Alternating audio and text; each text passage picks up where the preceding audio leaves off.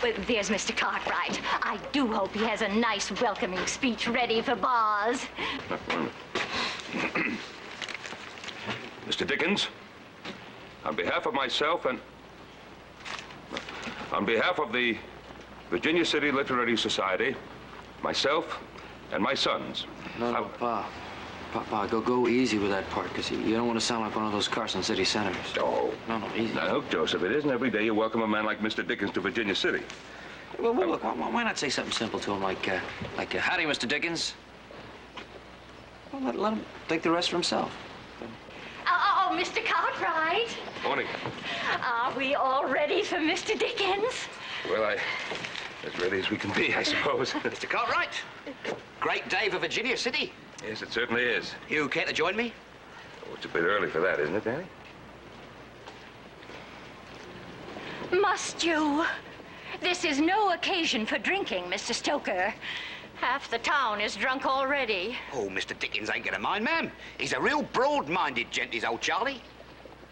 Charlie? Do you know him? Of course I know him. Him and me's both born in Portsmouth, England, you know. You wait till he sees a fellow Englishman here in Virginia City. It's gonna be a real reunion. Hands across the sea. Speed is coming!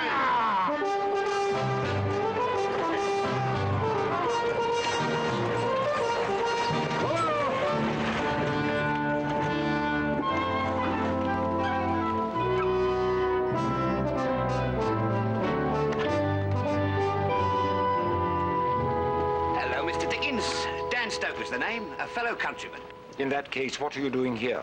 Are you an expatriate? Oh, no, sir. I'm a printer. Born in Portsmouth, just like you. Hands across the sea. Thank you, my good man. And you'll find a still larger bag on the stage. Welcome to Virginia City, Mr. Dickens. I'm Ben Cartwright. I liked your letter inviting me here, Mr. Cartwright. Thank you. It piqued my curiosity. Oh, Mr. Dickens, on behalf of on behalf of the Virginia City Literary Society, my sons and myself, I want to take this opportunity to welcome you to Virginia City. I'm certain that your presence on the stage of our social hall will be a memorable one. Yes, quite so. However, Mr. Cartwright, at this point, I feel a warm bath would be far more welcome than a welcoming speech. So if you would direct me to whatever serves as a hotel in your community. This way, Mr. Dickens, sir.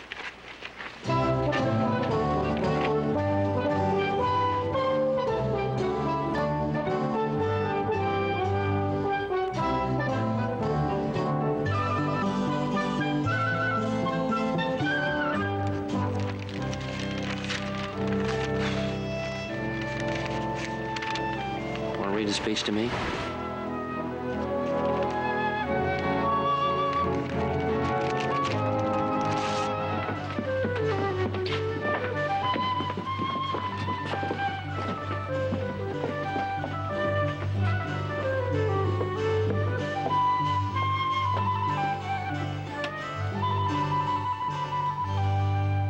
A council was held. Lots were cast.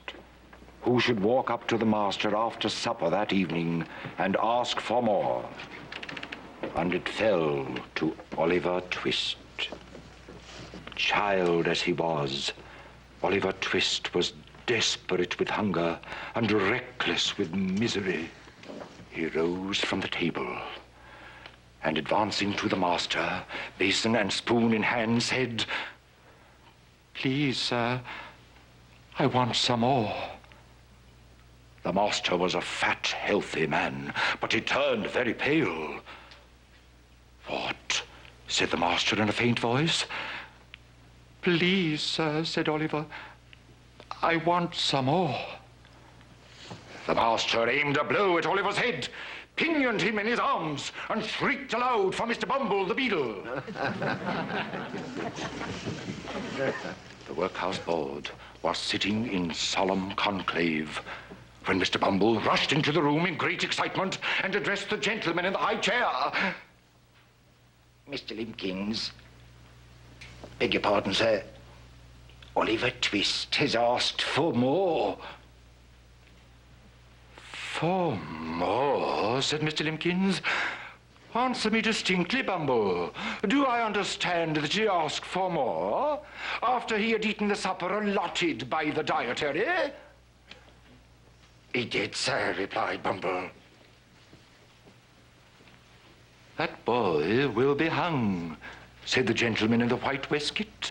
I know that boy will be hung. I know that boy will be...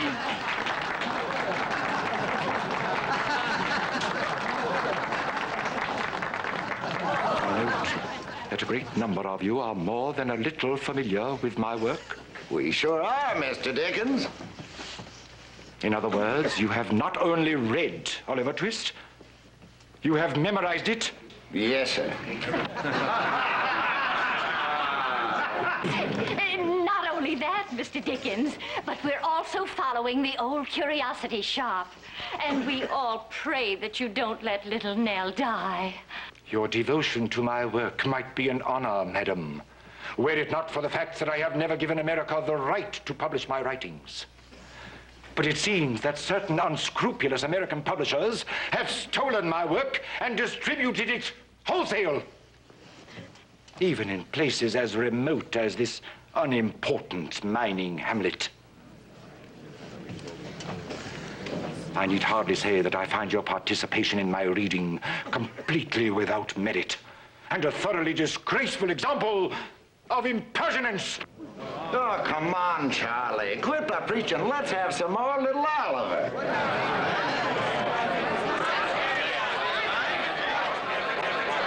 There will be no more of Oliver or of anything else. My performance is over.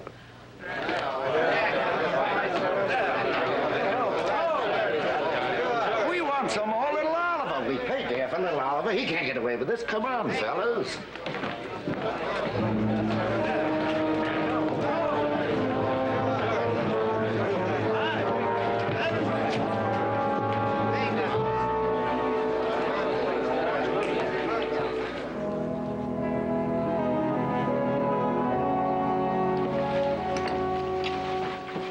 You want me to call Mr. Dickens down for breakfast? No, I'll let him sleep. He'll get more sleep than he would in that hotel in Virginia City. People in Virginia City had their way. They give him some sleep for a long time. Yeah, I'm kind of sorry that I allowed myself to be talked into inviting him here in the first place. Yeah, but Paul, he was good. I'll tell you, when he was reading that thing about that little Oliver Twist, I dang near bawled. Sure would like to know how that thing came out. Huh? Hey, listen to this. Joseph, will you eat your listen, breakfast Mr. first, Dickens. please? Mr. Charles Dickens in dramatic reading at the social hall. Big thing here. Last night, the citizens of Virginia City turned out to a man at the social hall to hear Mr. Charles Dickens, celebrated English novelist, enchant us with dramatic readings from his novels. We were enchanted, true, but only up to a point. But here's where they really give it to him. Then we were disenchanted and disillusioned. Joseph. Halfway through the performance, Mr. Dickens stopped the reading and... Wait a minute, I'll give you the paper in a minute. Mr. Dickens stopped the reading and then proceeded to say that Virginia City was an unimportant mining hamlet. We found Mr. Dickens, the celebrated English novelist, to be quite rude. We also found... I found this big sale here, Dad. Let me see that, young man. Grossly insulting. No sense of justice at all. Imagine mocking me on the stage like the barbarians they are, and then condemning me. Now, I don't think they were mocking you, Mr. Dickens. By reading along with you, they were just telling you in their own way how much they like your work. Bare-faced theft. A further installment of the old curiosity shop. That's where that dreadful woman read about it. Oh, names misspelled, dialogue mutilated.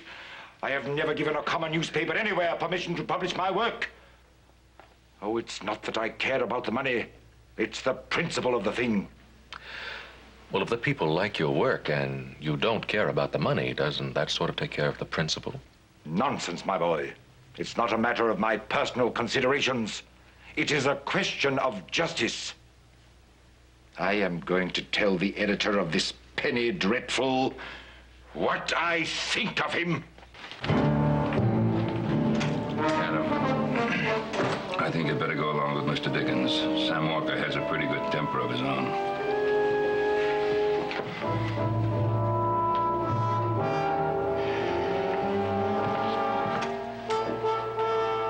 Thank you very much for reading us that newsworthy item, Joseph.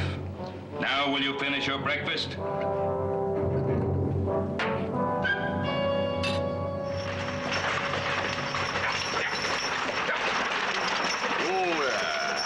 Well, here we are. I've enjoyed your company, Adam. It's rare to find someone in these parts who can discuss books intelligently. But this is a matter I prefer to handle alone. Well, I just thought I'd introduce you to Sam. Is it possible he doesn't know who I am? Well, it's possible, but I thought I'd introduce you anyway.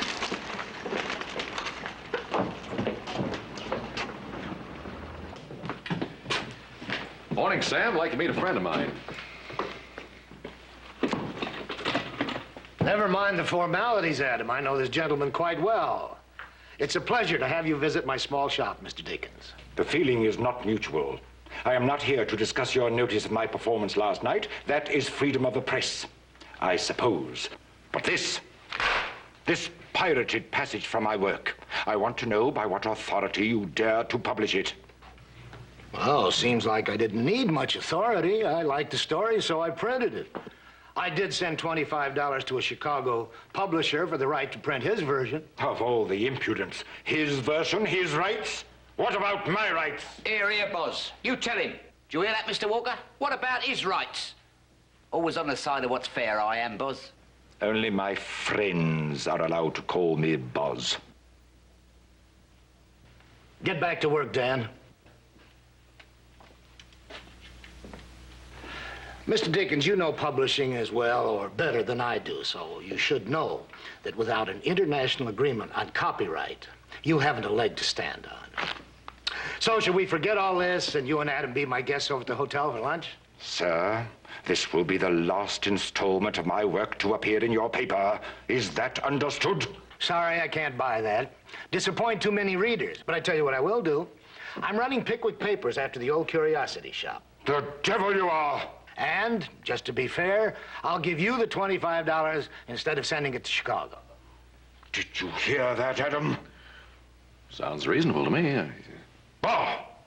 Walker, you will stop publication of my work as of today, or I shall see to it that your paper is closed down and your name discredited from here to New York.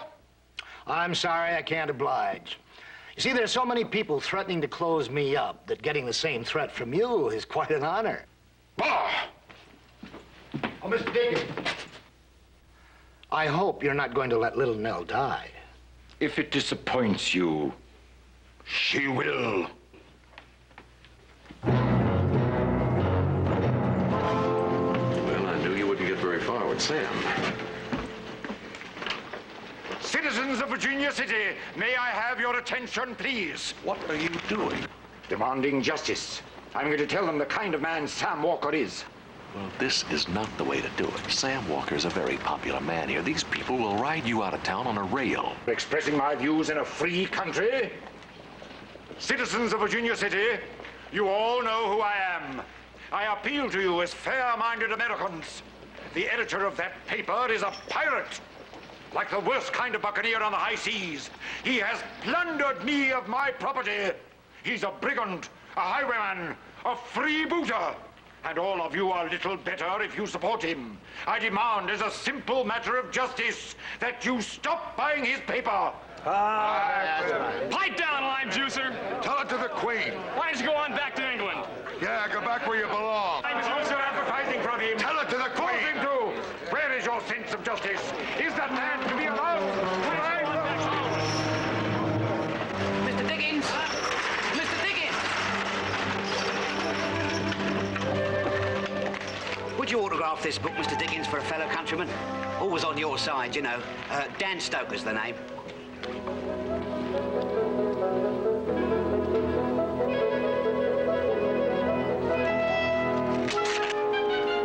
Here, what you doing to my book? I'm destroying it, my good man. It's contraband. Eh?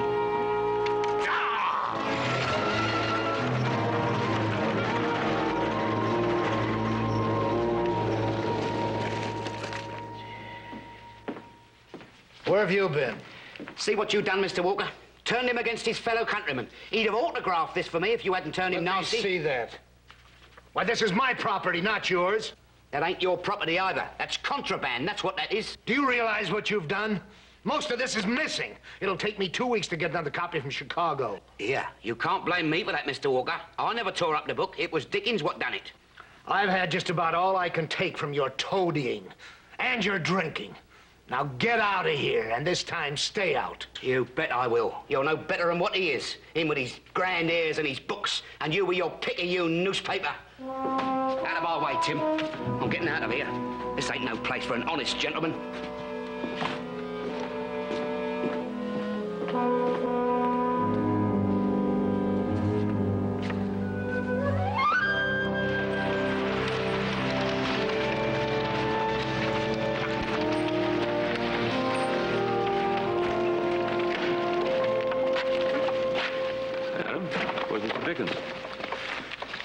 Well, he's had his fill of Virginia City, and he's waiting for tonight's stage east. What happened out at the newspaper? Well, he didn't get anywhere with Sam, so he tried it out on the crowd. Oh, and? Same thing as the theater, only on a smaller scale. I just hope he stays in his hotel room and keeps out of trouble. We invited him here. I guess right after supper we should go into town and see what's happening.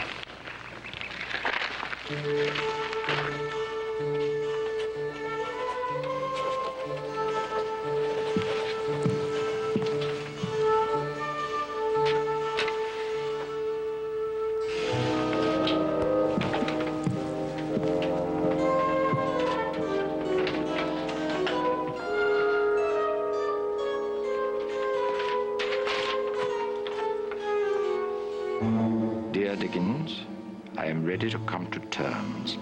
Let's talk it over in my office this evening. S. Walker. Where?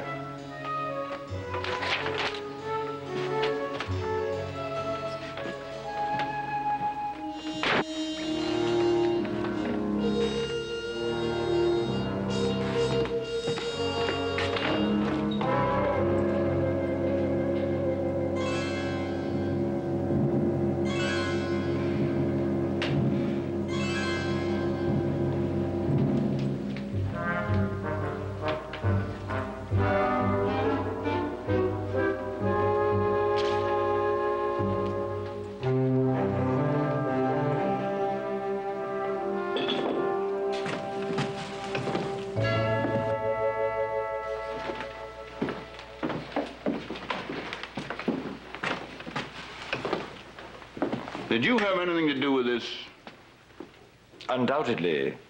Splendid illustration of poetic justice. Don't you agree? Now, I don't know about the poetic part, but I'm going to have to take you in. Now, come on. Well, sir, are you quite insane? Yeah, suppose we let the judge decide that. Release me, sir! Release me at once, you hear, or take the consequences! Release me, sir, you hear? Release me at once!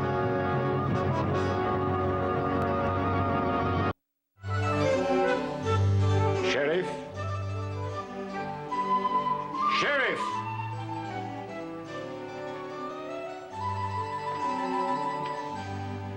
Sheriff! For the last time, I shall not tolerate this. Sheriff! I demand that you send at once for the English ambassador. Ben, I had to lock him up. He admitted responsibility. Sheriff!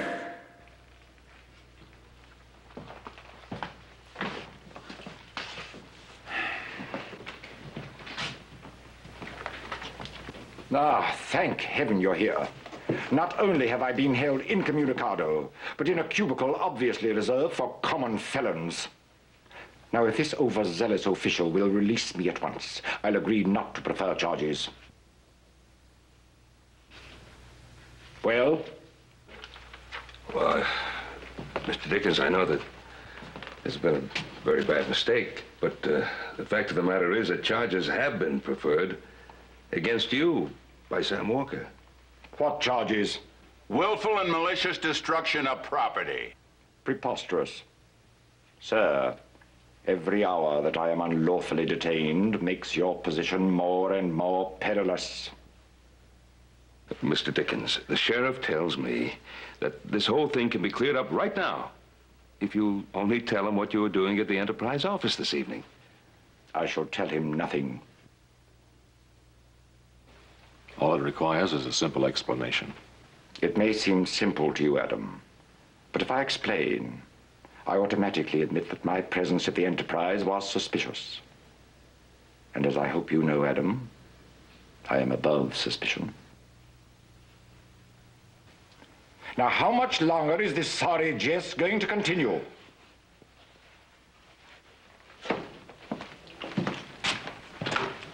Now, you listen to me, Roy. You know very well he couldn't have done it. No, I don't know. Look, he ain't stopped shooting off his mouth ever since he come to our town. He's been doing nothing but criticizing conditions here. He's inciting the people to close up Sam Walker's paper, and he's telling me how to run my jail. Oh, he's not telling you Ben, how to... I wouldn't put it past him to wreck that territorial enterprise just out of sheer cussedness. All right. All right. All right. All right. Now, will you do something for me? What? Release him in my custody. Ben, the folks ain't gonna like that. I'll take full responsibility. Will you also guarantee to have him show up at his trial? He'll show up at his trial. All right.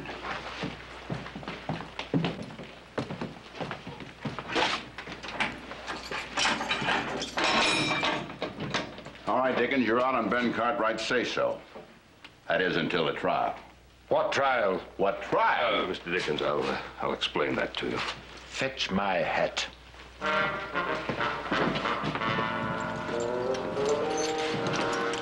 God save the Queen.